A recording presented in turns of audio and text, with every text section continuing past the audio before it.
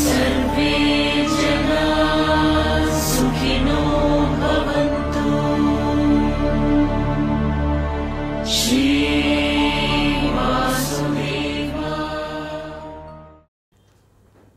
सर्वश्रुति शिरोरत्न समुद्भाषितमूर्तये वेदांत अम्बुज सूर्याय तस्मै श्री गुरवे नमः। जार श्रीमूर्ति वेदांत ज्ञानेर द्वारा समुद्भाषित अर्थात जिनी वेदांत ज्ञान विग्रह स्वरूप कमलिनी प्रकाश अंशुमान जेमन कमल दलेर सकल स्वीय प्रभाय धीरे धीरे उन्मोचन करें गुरु सेई वेदांत रूप अम्बुज अर्थात वेदांत पद्म कमल स्वीय कारुण्ये उन्मोचन करें। गुरु कृपाय वेदांत ज्ञान शिष्य लाभ करें। এই জ্ঞান স্বরূপ এই জ্ঞান সূর্য স্বরূপ সকল গুরুকে প্রণাম জানিয়ে আরম্ভ করছি যোগ বাসিষ্ঠ রামায়ণের সপ্তম পর্বের আলোচনা। আমরা গত পর্বে দেখছি শ্রীরামচন্দ্র যিনি মাত্র 15 বছর বয়স, তিনি একে একে সংসারের সকল আকর্ষণ মোহ রূপ সমস্ত রূপ রস গন্ধ বর্ণ সর্বপ্রকার বিষয়েরই ক্ষণিক উপস্থিতি, সেই সঙ্গে সমস্ত বিষয়ের পরিণাম বিচারের মাধ্যমে তিনি এক এক করে তুলে ধরছেন এবং এগুলো তুলে ধরে এক এক করে সমস্ত বিষয়ের পরিণাম তিনি বিচার করে বলছেন, এই দোষ দর্শন দাবানলে আমার অন্তর দগ্ধ হয়ে যাচ্ছে। সংসারের সব কিছুর এই অনিত্য তার স্থায়ী ক্ষণিক স্থায়িত্বকে এবং তার বিকারকে উপলব্ধি করে আমার সরোবরে মরীচিকার মতন ভোগবিলাস আর মনে কিছুতেই উদিত হচ্ছে না। তিনি উদাহরণ দিয়ে বলছেন, নিম গাছের মধ্যে যদি কোনো লতা জড়িয়ে থাকে নিম গাছকে, বা নিম গাছের মধ্যে যদি কোনো লতা এসে তাকে আশ্রয় করে বর্ধিত হয়, নিম গাছের সেই তিক্ত রসকে শোষণ করে সেই লতার মধ্যে যেমন একটা তিক্ত কটুর রস প্রবাহিত হয়, ঠিক একই রকমভাবে এই সংসারের যে পরিণাম তাকে উপলব্ধি করে সেই সাংসারিক বিষয়ের প্রতি আমার সমস্ত আকর্ষণ সমস্ত মোহ দিনে দিনে কটু তিক্ত হয়ে উঠেছে। এবং বলছেন এই মনোভাব থেকে, এই উপলব্ধি থেকেই আমি বিচারের মাধ্যমে এটা বুঝতে পেরেছি যে, শ্রীরামচন্দ্র বলছেন বিচারের মাধ্যমে এটা আমি বুঝতে পেরেছি যে এই জগৎ অনিত্য এবং সুখহীন, তৃষ্ণা অপরিণাম, দুর্বহ, তৃষ্ণার কোনো শেষ নেই এবং চিত্ত চাঞ্চল্যে দূষিত। আমি কেমন করে শান্তি পাব? আমি মরণ আকাঙ্ক্ষাও করি না, জীবন আকাঙ্ক্ষাও করি না। আমি যেমন থাকতে হয় যেন সেরকম নিশ্চিতভাবে আমি রয়েছি। আমার কোনো আকাঙ্ক্ষা নাই, জীবনেরও আকাঙ্ক্ষা নেই, মরণেরও আকাঙ্ক্ষা নেই। রাজ্য, ধন, ভোগ এবং কামনায় আমার কোনো আকাঙ্ক্ষা নেই, কোনো তার প্রতি কোনো আকর্ষণ নেই। এবং এই সমস্ত কিছুর মূলে, অর্থাৎ এই ভোগ, সুখ, আকাঙ্ক্ষা, কামনা, এই সব কিছুর মূলে যে অহংকার, সেটাই আমার দূর হয়ে গেছে। এবং তার ফলে, এই অহংকার দূর হওয়ার ফলে নির্মল বুদ্ধি যোগে, এটা আমি বুঝতে পারছি, এটা আমার কাছে খুব স্পষ্ট হয়েছে যে নির্মল বুদ্ধি যোগে যদি আমি আমার মনের চিকিৎসা না করতে পারি, তাহলে তার চিকিৎসার সময় আর আমি কোথায় পাব? আমি এটা পরিষ্কার বুঝতে পারছি, এই যাবতীয় সংসার অনিত্য, এবং মনের যে ভোগ বিলাসের যে আসক্তি, তাই আমাকে সে অনিত্য বস্তুর দিকে আকর্ষণ করে। কিন্তু আমি সর্বপ্রকার বিচারের মাধ্যমে এই সিদ্ধান্তে উপনীত হয়েছি, এই সিদ্ধান্তে এসে পৌঁছেছি যে এই কোনো কিছুই আমাকে শান্তি, আনন্দ দিতে পারে না, চিরস্থায়ী শান্তি বা আনন্দ দিতে পারি না। এবং সব কিছুর মূল হচ্ছে এই মনের, এবং সেই বিচারের মধ্যে দিয়ে মনের মধ্যে যে অহংকার, যে অহংকারের বশবর্তী হয়েই আমরা ভোগ করি, কামনা করি, আসক্তিতে নিমজ্জিত হই, সব কিছুর মূল হচ্ছে সেই অহংকার। সেই অহংকার আমার এই বিচারের মাধ্যমে সম্পূর্ণত দূর হয়েছে। এখন এই অবস্থায় যদি আমি নির্মল বুদ্ধির সংযোগে, নির্মল বুদ্ধি যোগে আমি যদি আমার এই চঞ্চল মনের চিকিৎসা না করি, এখনই যদি না করি, তাহলে আমি আর এই মনের চিকিৎসা করার সময় কখন পাব? অর্থাৎ এই যে মুহূর্তে আমার মনের মধ্যে বৈরাগ্যের সৃষ্টি হয়েছে, সমস্ত আসক্তির প্রতি একটা অনাসক্ত, একটা বিতৃষ্ণা ভাব জাগরিত হয়েছে, এটাই হচ্ছে উপযুক্ত সময় সেই চঞ্চল মনের চিকিৎসা করার। এবং কিসের মাধ্যমে, কিসের সংযোগে চিকিৎসা করা? না, নির্মল বুদ্ধির সহযোগে। বুদ্ধি দু রকমের, একটা হচ্ছে নির্মল বুদ্ধি, যা ত্যাগ, বৈরাগ্য, বিতৃষ্ণা থেকে জন্মায়। আরেকটা হচ্ছে দূষিত বুদ্ধি, বা সেই বুদ্ধি আমাদেরকে ভোগের মধ্যে, আসক্তির মধ্যে, আরও যন্ত্রণার মধ্যে বারবার নিমজ্জিত করে। সুতরাং আমাকে আশ্রয় নিতে হবে সেই নির্মল বুদ্ধির, যে নির্মল বুদ্ধি আমার মনের চিকিৎসা করতে সক্ষম।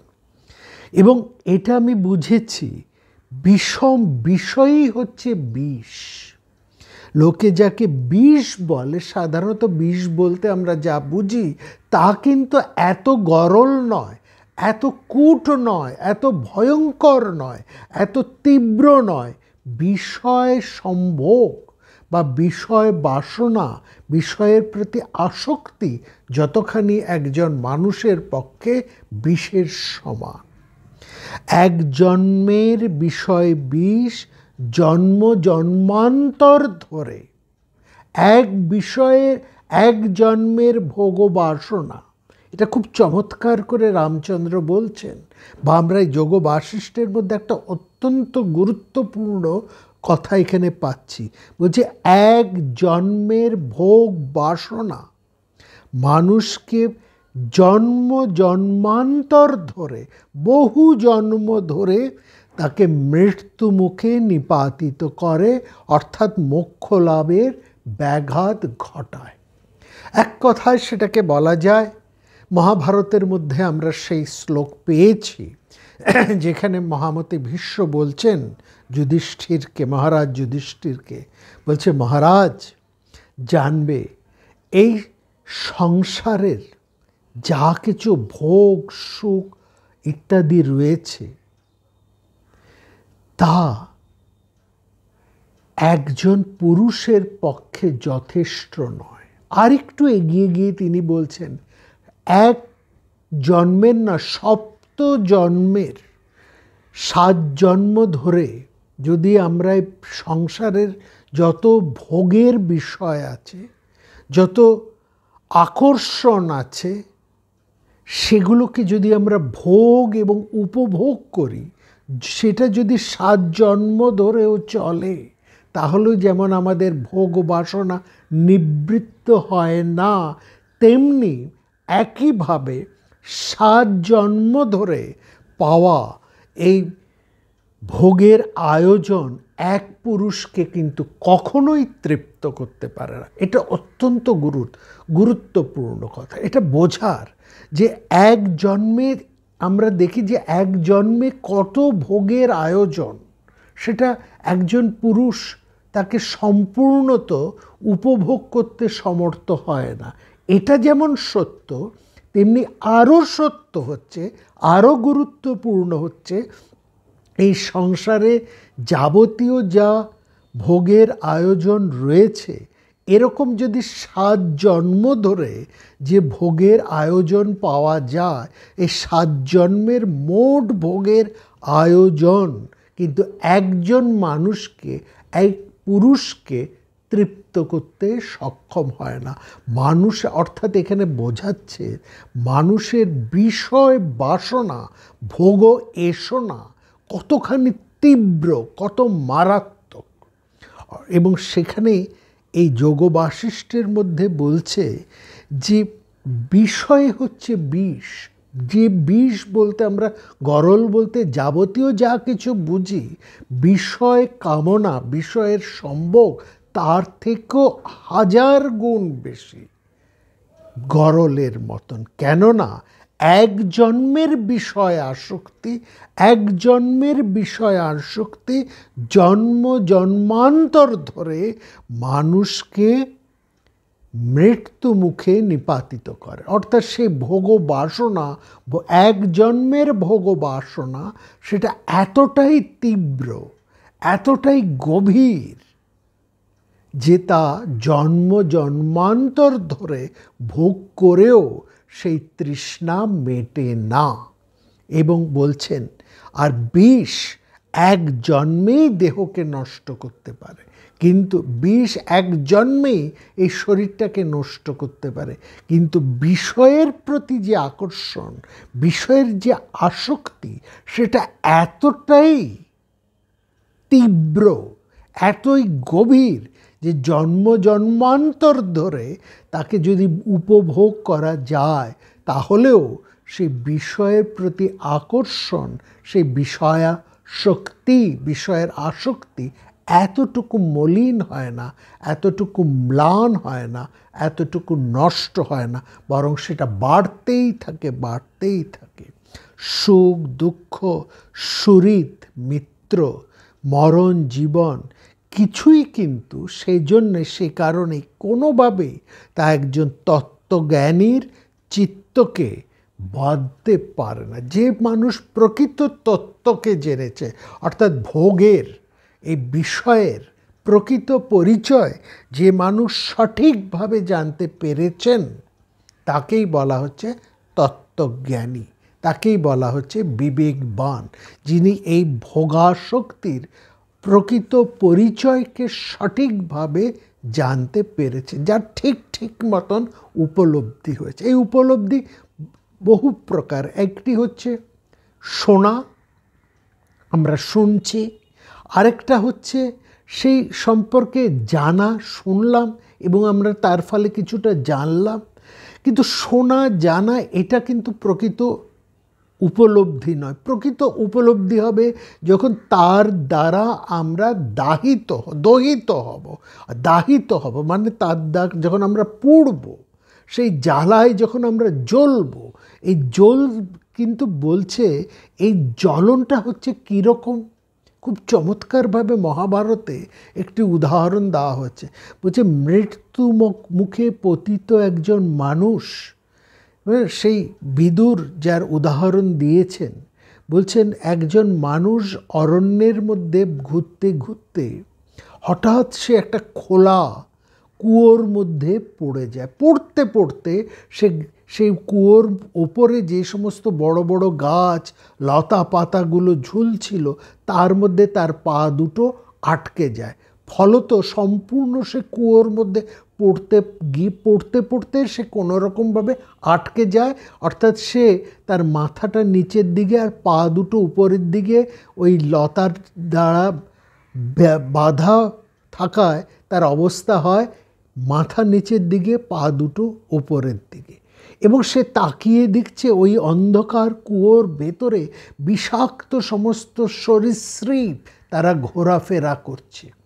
আর সেই কুয়োর চারদিকে বড় বড় সমস্ত দাঁতালো হাতি সেই ঘুরে ঘুরে বেড়াচ্ছে। এবং শুধু তাই নয়, সেখানে বলা হচ্ছে সেই যে গাছটার ডালের মধ্যে সে লতার মধ্যে তার পা দুটো বাঁধা রয়েছে, সেই গাছের গুঁড়ি বা সেই লতাগুলো বেশ কিছু ইঁদুর কাটছে। যে কোনো মুহূর্তে সে ওই লতার বাঁধন ছিন্ন হয়ে সেই কুয়োর মধ্যে পড়বে, সেই কুয়োর মধ্যে পড়বে যেখানে সেই ভয়ঙ্কর বিষধর সরীসৃপগুলো ঘোরাফেরা করছে। তার মানে তার মৃত্যু অবধারিত। এরকমই একটা ভয়ঙ্কর অবস্থার মধ্যে দেখা গেল সেই লোকটি হঠাৎ দেখছে যে সেই গাছটি, যে গাছটির লতার মধ্যে তার পা দুটো বাঁধা অবস্থায় সে মুন্ড অবস্থায় সেই কুয়োর মধ্যে সে ঝুলছে, সেই গাছটার উপরে বিশাল একটা মৌচাক, অনেক মৌমাছি ভন ভন করছে আর বিশাল একটা মৌচাক, আর সেই মৌচাকের থেকে ফোঁটা ফোঁটা মধু এসে তার মুখের মধ্যে পড়ছে। কিন্তু মজার ব্যাপার হলো ওই ভয়ঙ্কর অবস্থার মধ্যে সে মুন্ড অবস্থায় ঝুলতে ঝুলতে, যেখানে তার মৃত্যু যে কোনো সময় হতে পারে, কারণ তার ওই লতাগুলো যার মধ্যে তার পা আটকে আছে সেগুলো ইঁদুরগুলো কাটছে, যে কোনো মুহূর্তে সেই লতার বাঁধন ছিঁড়ে সেই ভয়ঙ্কর কুয়োর মধ্যে পড়বে, যেখানে বিষধর সাপেরা ঘোরাফেরা করছে। তাদের একটি দংশনে তার মৃত্যু অবধারিত, অনিবার্য। এমতো ভয়ঙ্কর অবস্থায় যেখানে বড় বড় দাঁতালো হাতিগুলো চারপাশে ঘুরছে, এই ভয়ঙ্কর পরিবেশের মধ্যে থেকেও এটাই আশ্চর্যের যে সেই মানুষটি ওই তার মুখের মধ্যে যে ফোঁটা ফোঁটা মধু এসে পড়ছে, জিভ দিয়ে সে সেগুলোকে লেহন করছে, সেই মধুগুলোকে সে চাখছে। এটাই হচ্ছে আমাদের সংসারের প্রকৃত চিত্র। অর্থাৎ এরকম ভয়ঙ্কর সংসারের সমস্ত কিছুকে অলীক, ভয়ঙ্কর এবং যে কোনো সময় আমাদের মৃত্যু অবধারিত জেনেও আমরা কিন্তু এই ভোগ আসক্তি থেকে এতটুকু কিন্তু নিজেদেরকে মুক্ত করার সামান্য প্রযত্নটাও আমরা করি না। আমরা জানি যে এই যে ভোগাকাঙ্ক্ষা, ওই যে ফোঁটা ফোঁটা মধু পড়ছে, ওটা হচ্ছে আমাদের বিষয় মধু। ওই মধুর আকর্ষণে ওই মৃত্যু অবধারিত জেনেও, ভয়ঙ্করভাবে মৃত্যু সমাগত জেনেও আমরা কিন্তু সেই বিষয়কে লেহন করে যাচ্ছি। এবং সেটাই রামচন্দ্র বলছে যে এটাই হচ্ছে একজন সাধারণ মানুষ, সাধারণ জীব এবং একজন তত্ত্বজ্ঞানীর মধ্যে পার্থক্য। যেখানে মৃত্যুকে অবধারিত জেনে, সংসারের সমস্ত অনিত্যকে জেনেও, তার রূপকে জেনেও একজন মানুষ যেমন বিষয়কে লেহন করেই চলে এবং এক জন্মের বিষয় আসক্তি তাকে বহু জন্ম ধরে সে উপভোগ করে চলে, বারবার সে মৃত্যুমুখে পতিত হয়, তবু সে বিষয় আকাঙ্ক্ষা থেকে বেরোতে পারে না। আর একজন তত্ত্বজ্ঞানী সুখ দুঃখ সুহৃদ মিত্র জীবন মৃত্যু সব কিছুকে প্রকৃতভাবে জেনে তার দ্বারা এতটুকু আকৃষ্ট হয় না। এই সমস্ত কিছুর আকর্ষণ তার মনকে এতটুকু বাঁধতে পারে না। সেই জন্যই বলছেন, রামচন্দ্র বলছেন বিশ্বামিত্রকে যে আপনি তো তত্ত্বজ্ঞানী, যাতে আমি সেই প্রকৃত সত্যকে, প্রকৃত তত্ত্বকে লাভ করে অমৃত হয়ে উঠতে পারি, এই মৃত সংসার থেকে অমৃত হয়ে উঠতে পারি, শোক ভয় এবং আয়াস থেকে মুক্তি লাভ করতে পারি, আপনি আমাকে সেই উপদেশ দিন। তিনি বলছেন, রামচন্দ্র বলছেন, সংসার হচ্ছে একটা যেন হারের মতন, হার অর্থাৎ এই মালার মতন হার স্বরূপ। সেই হারটা কি, এই যে মালাটা, এই যে সেটা হচ্ছে তৃষ্ণা।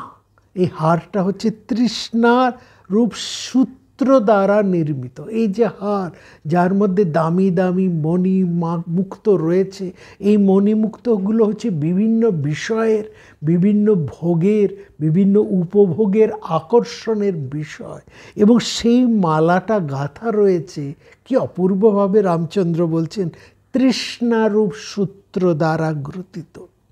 আর সমস্ত জীব হচ্ছে সেই মালাটা পরার জন্য, সেই মালাটা ধারণ করার জন্য তারা কি ব্যাকুল হয়ে রয়েছে। কিন্তু যিনি তত্ত্বজ্ঞানী, কে তত্ত্বজ্ঞানী, এখানে তার পরিচয় একটু রামচন্দ্রের কথার মধ্যে থেকে উঠে আসছে। বলছে যার মন নির্মল, সেই হচ্ছে তত্ত্বজ্ঞানী। মন নির্মল হলে কি হয় না, এই আসলে আমরা প্রত্যেকেই, যে কথা আমরা আগেও বলেছি, বহুবার বলেছি, যে আমরা প্রত্যেকেই হচ্ছি সেই কনসাসনেস, সেই চৈতন্য। আমাদের প্রকৃত পরিচয় হচ্ছে সেই চৈতন্য। আমরা প্রত্যেকেই সেই দ্রষ্টা বা সাক্ষী। আমরা এই চোখ, মন, দেহ, আধার এসব কিচ্ছু নয়। আমরা প্রত্যেকেই হচ্ছি সেই সাক্ষী, সেই দ্রষ্টা। আমরা প্রত্যেকেই হচ্ছি সেই চৈতন্য স্বরূপ। সেই চৈতন্য আমরা প্রত্যেকেই সেই কনসাসনেস বা সেই চৈতন্য স্বরূপ, সেই দ্রষ্টা, সেই সাক্ষী। এটা আমরা কখন বুঝতে পারি?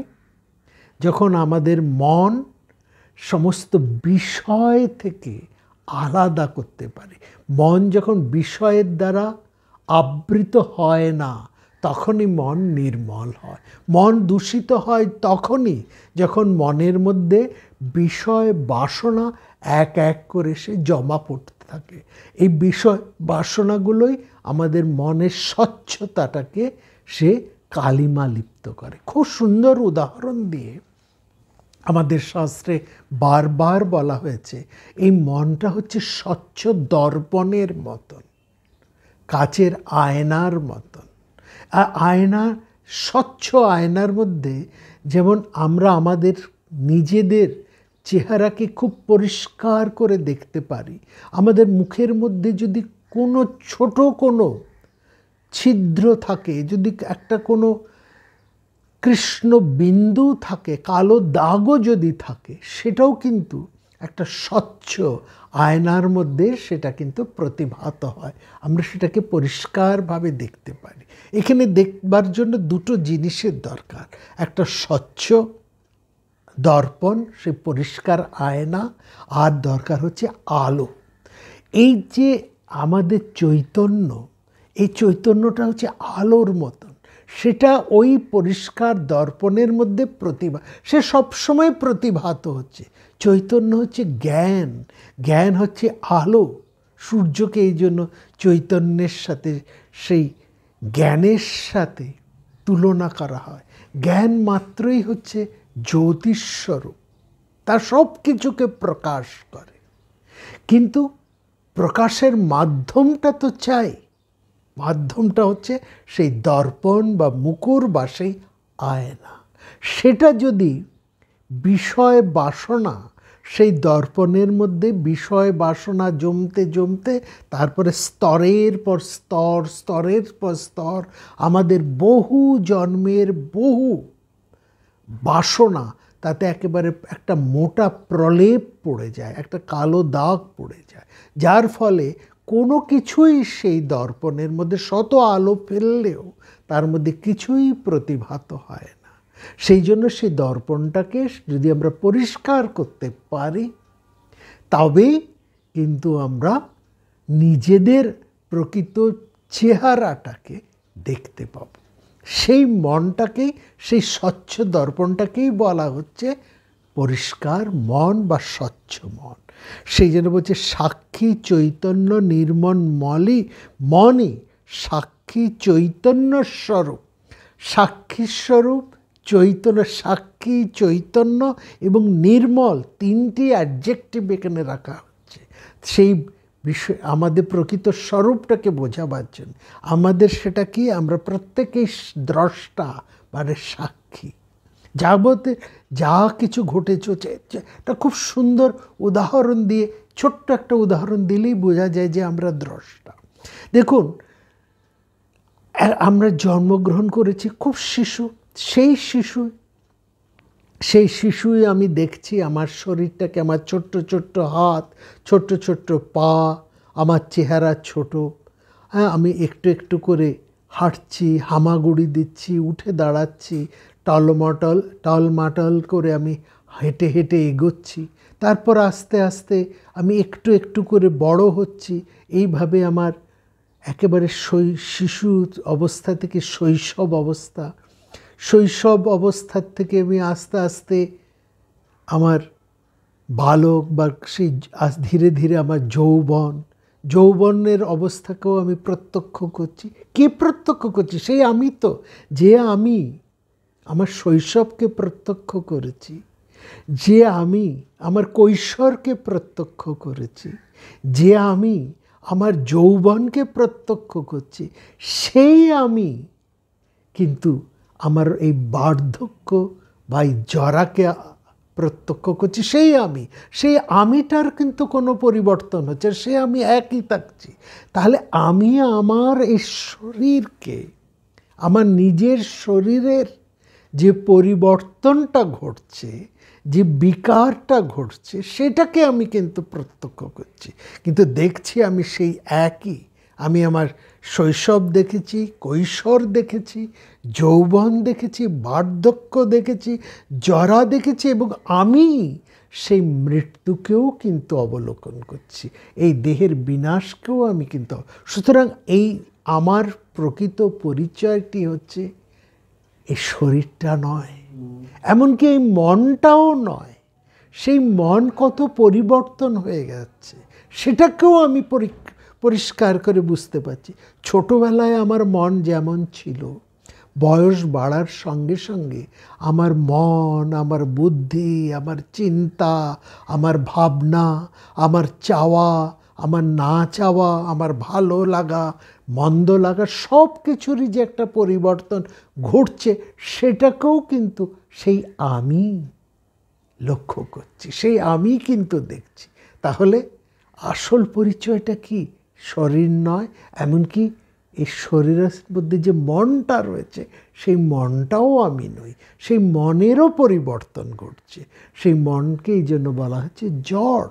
তাহলে আমি হচ্ছি সেই সাক্ষী, আমি হচ্ছি সেই চৈতন্য স্বরূপ, তার কোনো পরিবর্তন নেই, সে এক অপরিবর্তনীয় রয়েছে। এবং সমস্ত জগৎ সংসারের মধ্যে যা কিছু পরিবর্তন ঘটছে, যেমন আমি নিজের শরীরটাকে দেখছি, তেমনি চারপাশের সংসারে এও তো পরিবর্তন ঘটেছে। আমার সঙ্গে যারা ছিলেন, যারা আজ অনেক দিন ছিলেন, তারা আজ অনেকেই নেই, অনেক আবার নতুন এসেছেন, এই তাদেরও কত পরিবর্তন ঘটেছে। আমার চারপাশে স্থাবর জঙ্গম যাবতীয় যা কিছু আছে, তারও একটা পরিবর্তন ঘটে চলেছে। সমস্ত কিছুরই, এবং মূল্যবোধ থেকে আরম্ভ করে ভাবনা চিন্তা যাবতীয় যা কিছু, সব কিছুরই যে একটা পরিবর্তন ঘটছে। আর এই যে পরিবর্তন ঘটে চলেছে, সেটাকে কে দেখছে? আমিই দেখছি। আমি বলতে এখানে কে দেখছে?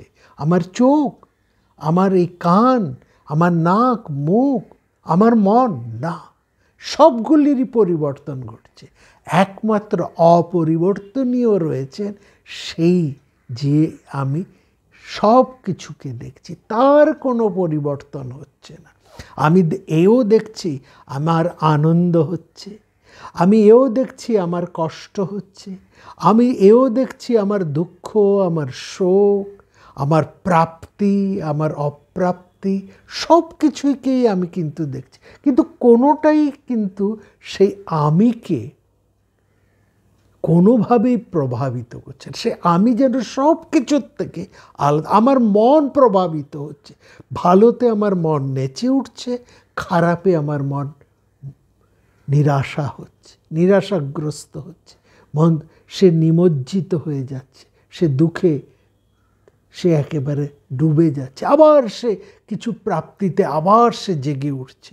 এই মনটাকেই আমি জাগাচ্ছি, আমি আমার অবসাদগ্রস্ত মনকে আবার জাগিয়ে তুলছি, সেই মনকে, ঘুমন্ত মনকে আমি জাগিয়ে তাকে আবার কাজে নিয়োজিত করছি। কে করছে? এই যাবতীয় যা কিছু করছে, যাবতীয় যা হচ্ছে, সেটা কিন্তু আমার মন নয়, সেটার পেছনে যিনি রয়েছেন সেই আত্মা, যাকে বলা হচ্ছে চৈতন্য। সেই আমার চৈতন্যই তাকে জাগিয়ে দেয়। এই চৈতন্য একটা জীবিত মানুষের মধ্যে, একটা জীবিত প্রাণের মধ্যে যেমন আছে, তেমনি যা কিছু প্রাণহীন জড়, তার মধ্যেও সেই চৈতন্য রয়েছে। সমস্ত কিছুই এই সংসারে এই চৈতন্য দিয়ে তৈরি, চৈতন্য দ্বারাই সব কিছু নির্মিত। এই জগৎ সংসার সব কিছুই চৈতন্য দ্বারা নির্মিত। আমিও সেই চৈতন্যই মাত্র, এবং আমিও হচ্ছি সেই দ্রষ্টা। সব কিছুর পরিবর্তনের আমি হচ্ছি সাক্ষী স্বরূপ বা দ্রষ্টা। সেই অর্থে সেই চৈতন্যের সাথে সেই পরমের সাথে আমার কোনো পার্থক্য নেই। তিনি এবং আমি এক। এখান থেকে সোহং বা সেই আমি, সেই এই মহাবাক্য সেখান থেকে আসে। এবং এই যে মন, এবার বলছে সেই যে চৈতন্য বা সাক্ষী, তার ছায়াটা এসে কিসের মধ্যে পড়ছে? সেই মনের মধ্যে। কিন্তু রামচন্দ্র এখানে বলছেন এই মনটাই হচ্ছে আসলে লাম্পট্যের অলঙ্কার, তার মধ্যেই লাম্পট্য রয়েছে। কেন মনকে লম্পট বলা হচ্ছে? লম্পট বলতে কি বোঝায়? লম্পট বলতে বোঝাচ্ছে সেই যার একের প্রতি আসক্ত নয়, যার বহু প্রতি তার আসক্তি, একের প্রতি যে আসক্ত নয়, যার আসক্তি বহু বিষয়ের প্রতি, বহু জনের প্রতি, তাকেই বলা হয় লম্পট। একজন লম্পট পুরুষ বলতে তাকেই বোঝানো হয় যে এক নারীতে না আসক্ত না থেকে সে বহু নারীর প্রতি যে আসক্ত, তাকে বলা হয় লম্পট পুরুষ, বা অনুরূপভাবে একজন লম্পট নারী। তাহলে এই লাম্পট্য শব্দের প্রকৃত অর্থ হচ্ছে যে এক বিষয়ের প্রতি যে স্থির থাকে না, যে বিভিন্ন বিষয় বা বহু বিষয়ের উপরে যে পরিভ্রমণ করে ঘুরে বেড়ায়। এই মন হচ্ছে অস্থির, চঞ্চল, এবং এই মনকে বলছে নিত্য লাম্পট্যের মধ্যমণি, কালরূপ লম্পটের অলঙ্কার। এবং সেখানে রামচন্দ্র বলছেন সিংহ যেমন ঝাঁপিয়ে পড়ে তার শিকারের একেবারে শরীরটাকে ছেদন করে ফেলে, আমিও ঠিক সেই রকম সেই বৈরাগ্যের মাধ্যমে, ক্রোধের বশে নয়, বলছেন আমি ক্রোধের বশে নয়, বরং বৈরাগ্যের বশে আমি সেই মনকে ছিন্ন করতে ইচ্ছা করি। এই মনই হচ্ছে আমার সমস্ত কিছু নাশের মূল, মনই হচ্ছে আমার সমস্ত কিছু দুঃখের, সমস্ত কিছু শোকের মূল। একেবারে সঠিকভাবে রামচন্দ্র সঠিক রিপুটিকে, সঠিক মানুষের প্রথম সবচাইতে বড় শত্রুটাকে সে কিন্তু একেবারে সঠিকভাবে বিচার করে ধরেছেন। একেবারে কে আমাদের সঠিক শত্রু, কে আমাদের শত্রু। বলছে এই সংসারে আর কিছুই তোমার কিন্তু শত্রু নয়। খুব চমৎকার করে যোগ বাশিষ্ঠের মধ্যে এক জায়গায় বলা হচ্ছে, বলছে এই বিশ্ব সংসারের যে ভোগের আয়োজন, নানাবিধ বর্ণ গন্ধ ছন্দ যাবতীয় যা কিছু আছে, এই কোনোটাই কিন্তু তোমার শত্রু নয়, কোনোটাই তোমাকে কিন্তু নাশ করে না, এ সবটাই তোমাকে আনন্দ দেবে। কিন্তু তোমার ওই যে মন, সেটাই এই সমস্ত কিছুর থেকে আহরণ করে তার সঙ্গে এমনভাবে আসক্ত হয়ে পড়ে, এবং সেই আসক্তি কোনো একটির মধ্যে সে নিবিষ্ট থাকে না, সে সমস্ত কিছুর মধ্যে বারবার পরিবর্তিত হয়ে সব কিছুকেই সে সম্ভোগ করতে করতে ছুটে ছুটে চলে। সেই মনে কিন্তু তোমার নাশের কারণ, সেই তোমাকে স্থির থাকতে দেয় না, সেই তোমাকে ছুটিয়ে নিয়ে বেড়ায়। সেটাই হচ্ছে তোমার প্রথম সবচাইতে বড় শত্রু। সে রামচন্দ্র আমাদের জীবনের পরম শত্রুকে সঠিকভাবে নির্ণয় করে তিনি বলছেন কোনো ক্রোধের বশে নয়। It is very important. ক্রোধের বশে হওয়া মানে ক্রোধকে যদি আমি আবার গুরুত্ব দিই, তাহলে আমার মন কিন্তু আরও প্রমত্ত হয়ে উঠবে। সুতরাং ক্রোধ বা অন্য কোনো রকম বিকারকে এতটুকু প্রশ্রয় না দিয়ে কেবলমাত্র বৈরাগ্য বিতৃষ্ণার মধ্যে দিয়ে সিংহ যেমন তার শত্রুকে, তার শিকারকে ছেদন করে, ঠিক সেভাবেই আমি আমার এই পরম শত্রু মনকে আমি ছেদন করব। এই মন যে পুরস্কার ছেদনের কারণ, সেইটা কিন্তু খুব চমৎকারভাবে রামচন্দ্র এখানে বলছেন। তিনি বলছেন যে আমার বলছে যখন আমি এটা বুঝতে পারলাম, এই মনই আমার সমস্ত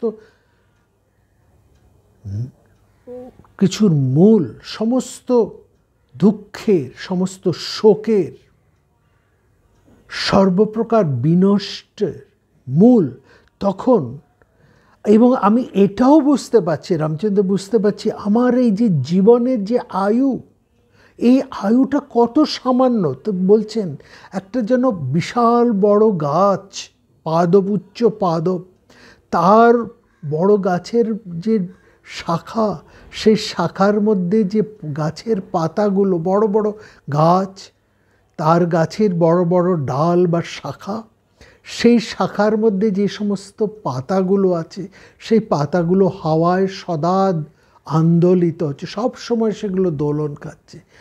আর একটু আগে যেন বৃষ্টি হয়ে গেছে বা একটু আগে যেন কুয়াশা পড়েছে, সেই কুয়াশার বা শিশির বিন্দু বা সেই বৃষ্টির জল সেই বড় বড় গাছের পাতার মধ্যে একটু একটু করে লেগে আছে, এবং সেটা যে কোনো মুহূর্তে ঝরে পড়বে। বলছে আমাদের আয়ুটা হচ্ছে সেই বড় বড় উচ্চ পাদপ, পাদপ মানে হচ্ছে বড় বড় গাছ, বড় বড় বৃক্ষ, সেই বড় বড় গাছের কম্পিত পাতার মধ্যে জলবিন্দুর মতন পতনোন্মুখ। এইরকমই হচ্ছে আমাদের আয়ু, যে এই আছে এই নেই।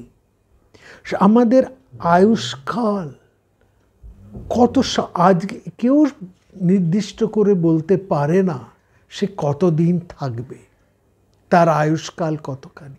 আর যে কোনো দিন, যে কোনো মুহূর্তে তার এই আয়ু শেষ হয়ে যেতে পারে, যে কোনো মুহূর্তে সে মৃত্যুর মধ্যে ঢলে যেতে পারে। সেই জন্য রামচন্দ্র বলছেন এই যে আমার মধ্যে একটা বিতৃষ্ণা জন্মেছে সমস্ত আসক্তির প্রতি, এবং আমি আমার এই আমি আমার চরম শত্রুকে যখন নির্ণয় করতে পেরেছি, চিনতে পেরেছি, তাহলে এটাই হচ্ছে সেই প্রকৃষ্ট সময় যখন আমি আমার সেই শুদ্ধ মনের মাধ্যমে আমি সেই পরমকে, আমার প্রকৃত পরিচয়কে লাভ করতে পারি। এই অবস্থায় দাঁড়িয়ে রামচন্দ্র পর পর প্রশ্ন করছেন। আমরা দেখছি মোটামুটি 12টা প্রশ্ন তিনি পর পর করছেন, অত্যন্ত গুরুত্বপূর্ণ সেই প্রশ্ন। বলছেন এমত অবস্থা, এই অবস্থায় আমার উপায় কি? আমার কোনো বিষয়ের প্রতি আমার আকর্ষণ নেই, আমি বুঝে গেছি এই সমস্ত সংসারের যাবতীয় যা তা ক্ষণিক, তা আমাকে চিরস্থায়ী সুখ আনন্দ দিতে পারবে না, এবং আমি বুঝতে পারছি আমার এই দুঃখ কষ্ট যন্ত্রণা শোক সব কিছুর কারণ হচ্ছে আমার এই তৃষ্ণাতুর মন, এই অশুদ্ধ মন। এই অবস্থায় আমার আয়ু তো চিরকাল, আমি তো দীর্ঘজীবী নই, আমি তো বহুদিন লক্ষ লক্ষ বছর বেঁচে থাকব না, সীমিত আয়ু। এই সীমিত আয়ুর উদাহরণ দিচ্ছে সেই গাছের কম্পিত গাছের পাতার জলবিন্দুর মতন। এমতো অবস্থায় আমার উপায় কি, গতি কি, আমার আশ্রয় কি, কোন বিষয়ের চিন্তা আমি করব, কিভাবে আমি অশুভহীন হয়ে উঠতে পারব, অর্থাৎ আমি কিভাবে সেই শুভকে লাভ করতে পারব, কোন উপায়ে এই দুঃখময় শোক যন্ত্রণাময় সংশয়াচ্ছন্ন সংসারকে, যা অতি তুচ্ছ, তার থেকে আমি পরম রমণীয়কে, আনন্দময় সত্তাকে লাভ করতে পারি। কি চমৎকার প্রশ্ন রামচন্দ্র। তিনি বলছেন যে এই নিরন্তর যন্ত্রণাকুল এই নিরস জীবন, এই নিমষ দগ্ধ সংসার কোন উপায়ে, কিসের দ্বারা তা আবার সে আনন্দময় হয়ে উঠবে। আমি কোনোভাবেই সংসারের দ্বারা মোহগ্রস্ত হব না, এর উপায় কি? বলছেন কিসের মাধ্যমে, কোন সাধনায়, কোন বসন্তের শুভ আগমনে, বসন্তের শুভ আগমনে গাছ যেমন আবার তার নতুন পাতা, নতুন কিশলয়, নতুন ফুলে পাতায় সেই গাছ যেমন আবার পরিপূর্ণ আনন্দময় হয়ে ওঠে, পরিপূর্ণতা লাভ করে। বসন্তের আগমনে যেমন প্রত্যেকটি রুক্ষ বৃক্ষ আবার তার লাবণ্য, তার কিশলয়, তার পুষ্পরাশি ফিরে পায়, সেরকম কোন উপায়ে আমি এই যন্ত্রণাদগ্ধ সংসারের মধ্যে পরিতৃপ্তিকে ফিরে পাব, যে তৃপ্তি অবিনাশী, তা সাময়িক নয়, যা চিরস্থায়ী, তাকে আমি কিভাবে খুঁজে পাব? বলছেন আমি কিভাবে কোন মহাপুরুষের চরণ আশ্রয় করে সেই সংসার অরণ্যের মধ্যে বিচরণ করব।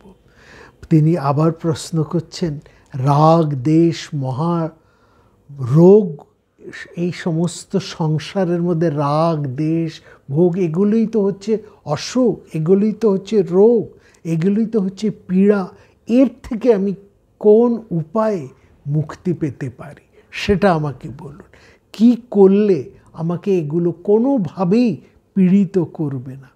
এবং তারপরে বলছেন এই কি, যেমন পারদ, বলছেন যেমন পারদ আগুনের মধ্যে পড়লেও তা দগ্ধ হয় না, সেরকম জ্ঞান রস সম্পন্ন সংসারী সংসার অনলে পড়লেও কিভাবে সে দাহ হতে মুক্তি লাভ করে, অব্যাহতি লাভ করতে পারে।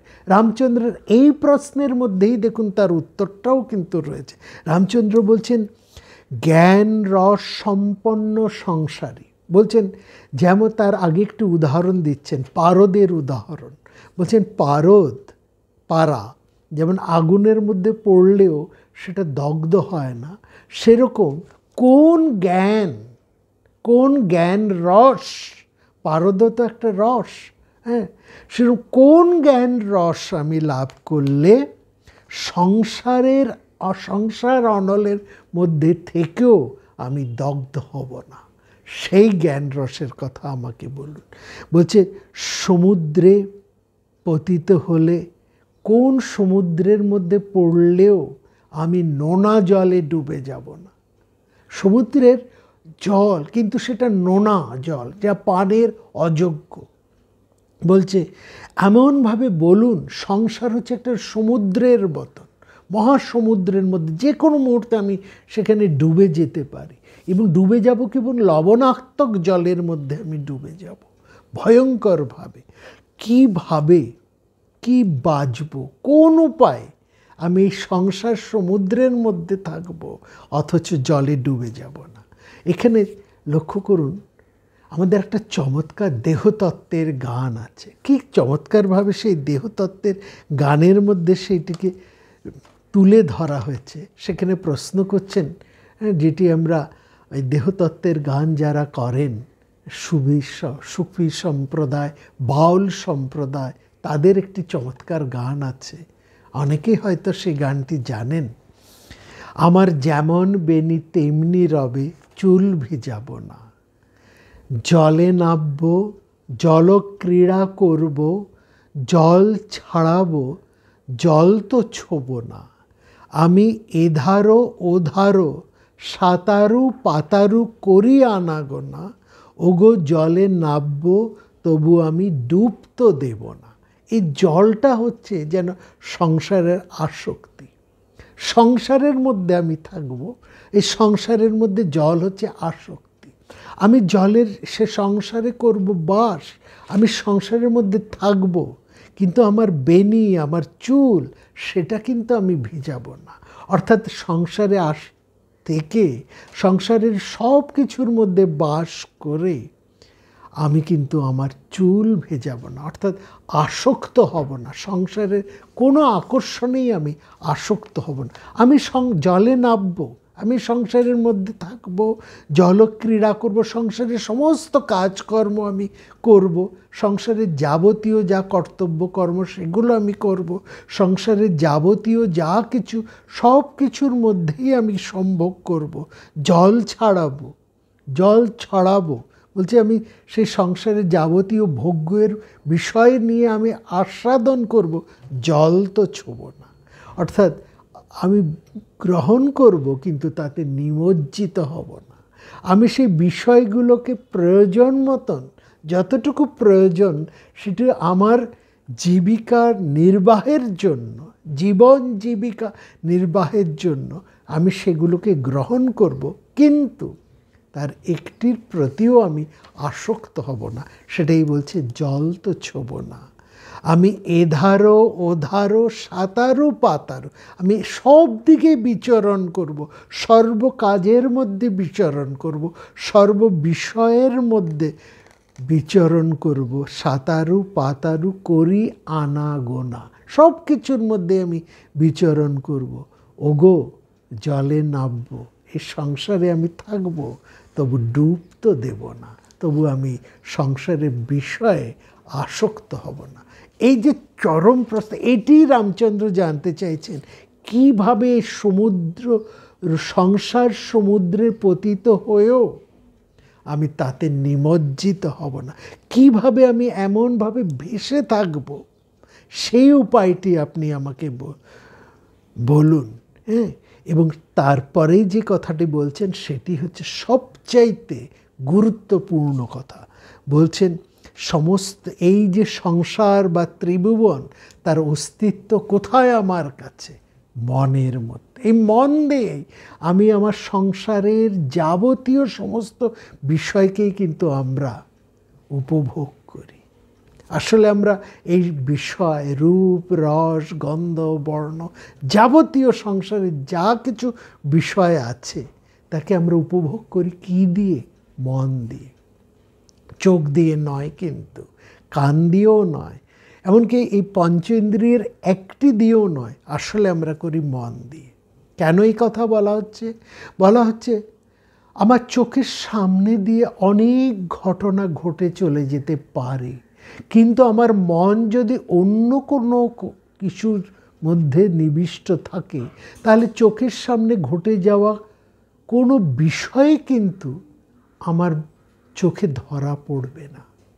আমি এক জায়গায় রয়েছি, কিন্তু আমার মন যদি অন্য কোথাও থাকে, তাহলে চারপাশের কোনো কোলাহল তা কিন্তু আমার কর্ণকুহরে প্রবেশ করবে না। আসলে আমার মনই কিন্তু চোখ, কান, নাক, এই যে পঞ্চ ইন্দ্রিয়, চক্ষু, কর্ণ, নাসিকা, জিহ্বা, ত্বক, শব্দ, স্পর্শ, এই সব পাঁচটা বিষয়কে এই পাঁচটা ইন্দ্রিয়ের মাধ্যমে মনই কিন্তু আস্বাদন করে।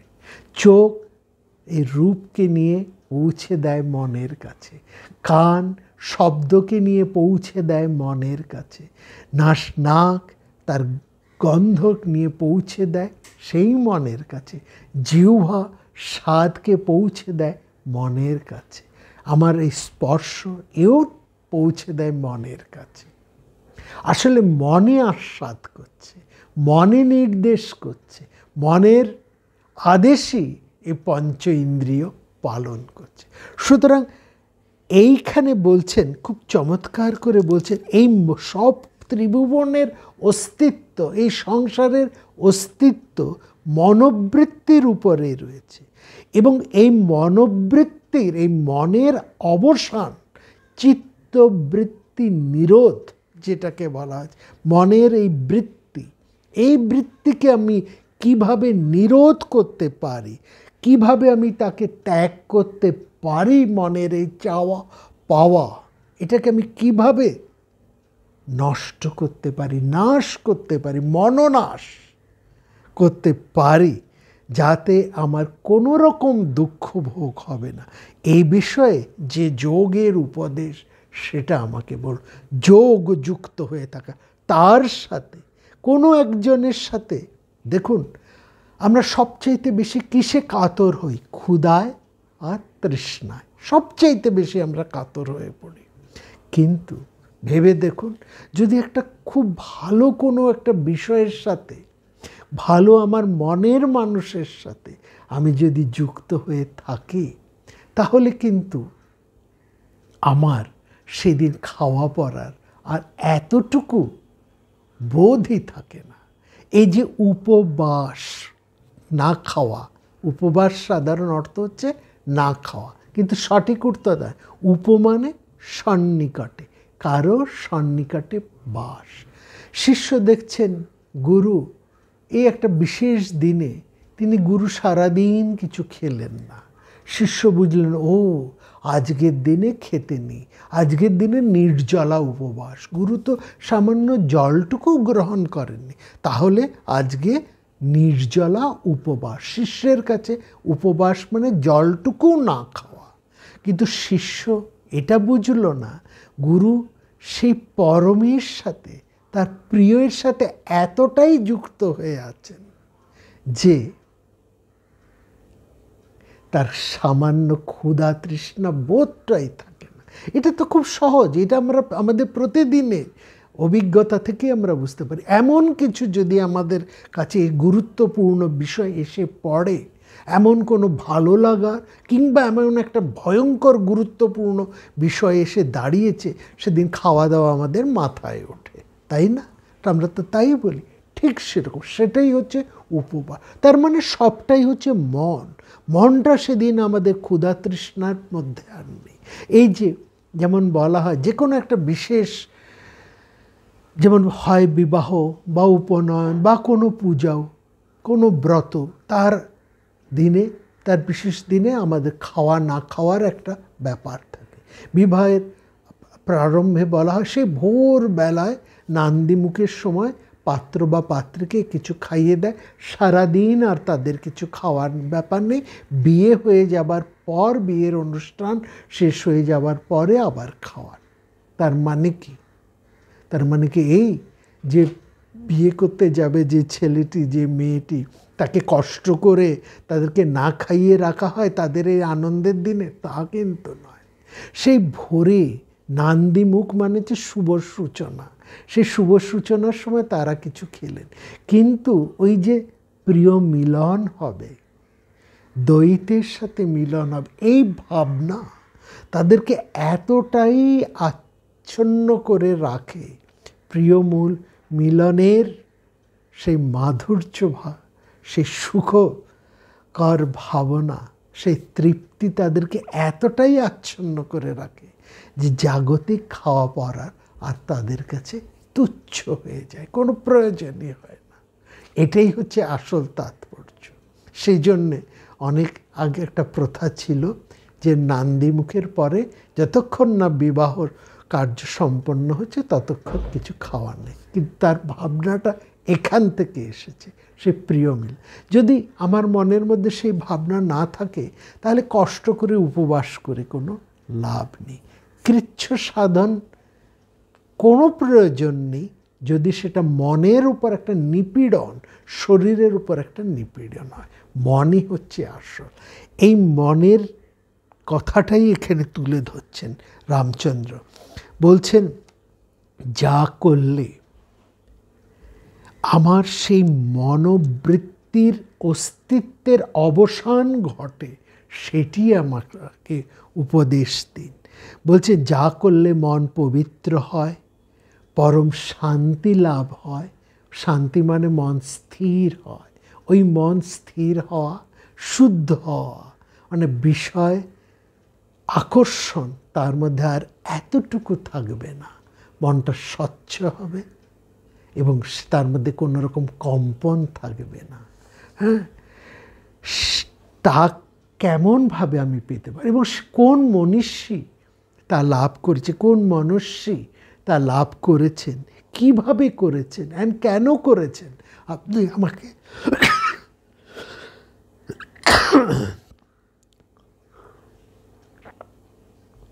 সেই কথা একটু বলুন। কিভাবে সাধু মানুষেরা সেই মনোবৃত্তি নাশের মাধ্যমে দুঃখ থেকে অব্যাহতি লাভ করেছেন, সেই মোহ নিবৃত্তি তাদের ঘটেছে, আপনি আমাকে সেই উপদেশই দিন। এখানে আমরা দেখছি সেই মনের কথা সেখানে বারবার উঠে এসছে এবং আমরা এখানে দেখছি শঙ্করাচার্য তিনি নিজেও কিন্তু খুব পরিষ্কার করে এই এক মনের গুরুত্বের, মনোনাশের কথা তিনি বারবার কিন্তু সেখানে বলছেন তস্মাৎ মানে সেই জন্য মন কারমণস্য যন্তর বন্ধস্য মোক্ষস্য চ বা বিধানে বন্ধস্য হেতুর্মলিনং রজোগুণৈ মোক্ষস্য শুদ্ধং বিরজন্ত মনস্ক। বলছে তস্মাৎ সেই জন্য এই জাতকের, এই জীবের মানে সমস্ত মানুষের বন্ধস্য মোক্ষস্য চ বা বিধানে, বন্ধন বা মুক্তির বিধান করার জন্য মনই হচ্ছে কারণ। মনঃ কারণম, মনই হচ্ছে কারণ।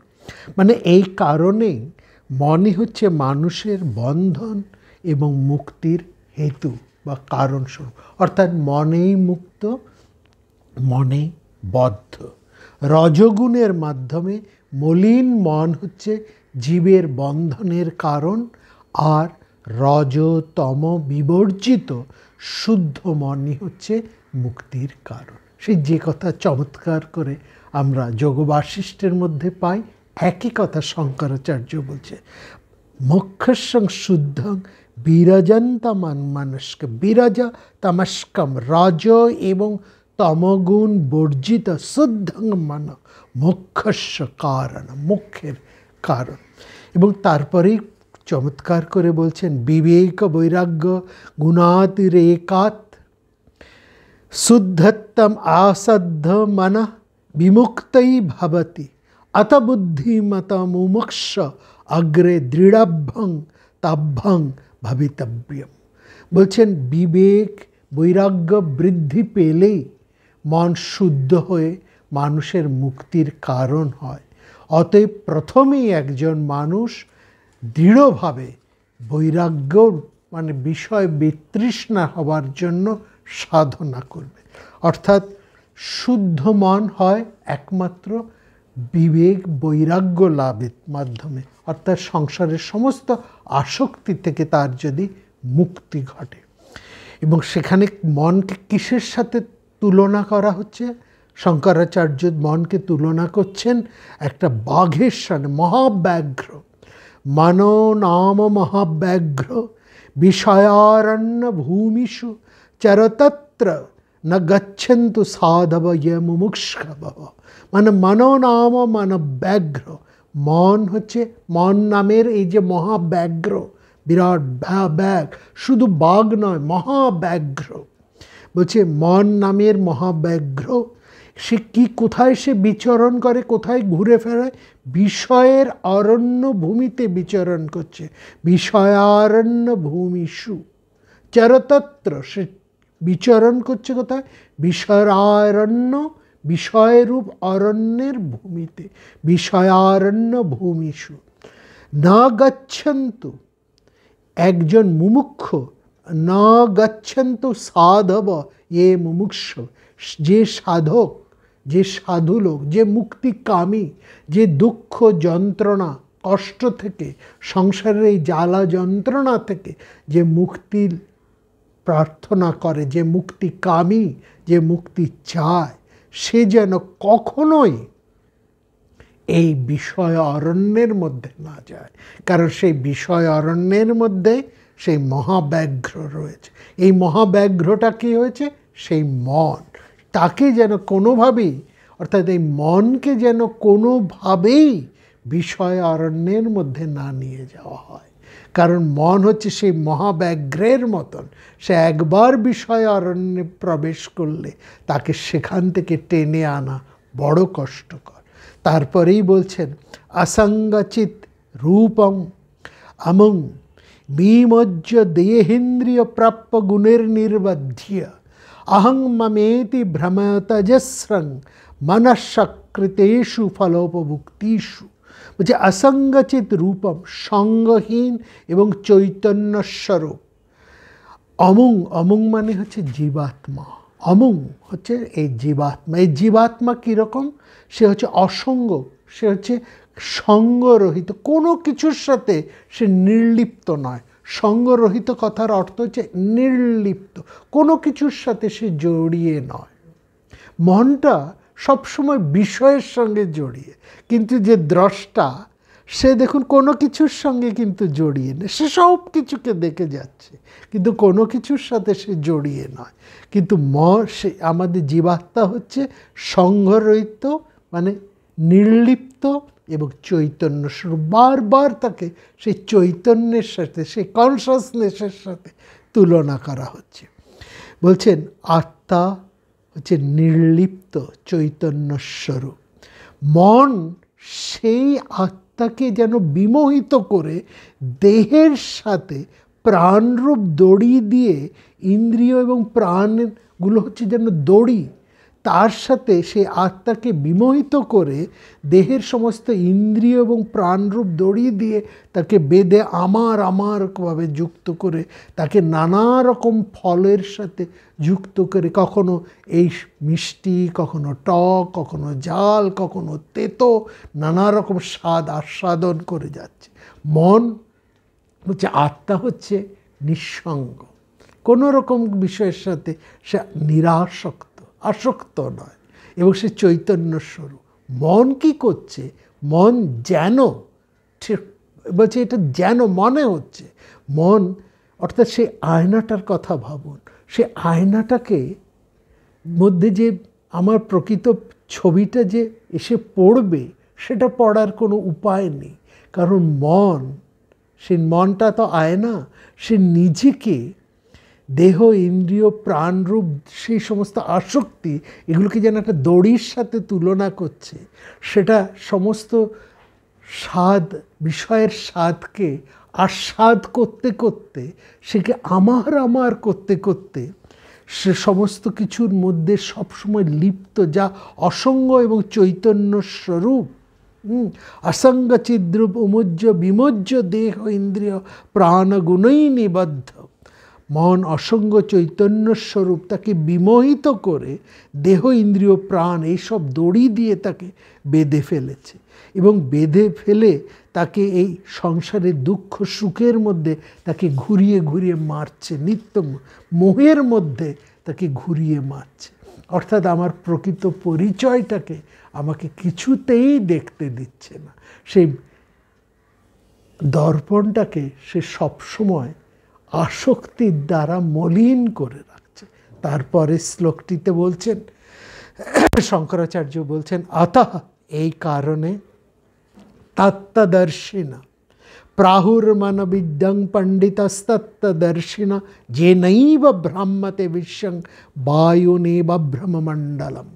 বলছেন অথ এই কারণে তত্ত্বদর্শিনী মানে তত্ত্বদর্শী পণ্ডিতরা মনকেই অবিদ্যাং প্রাহু, মনকেই অবিদ্যা বলছে। মনই হচ্ছে সবচেয়ে বড় শত্রু।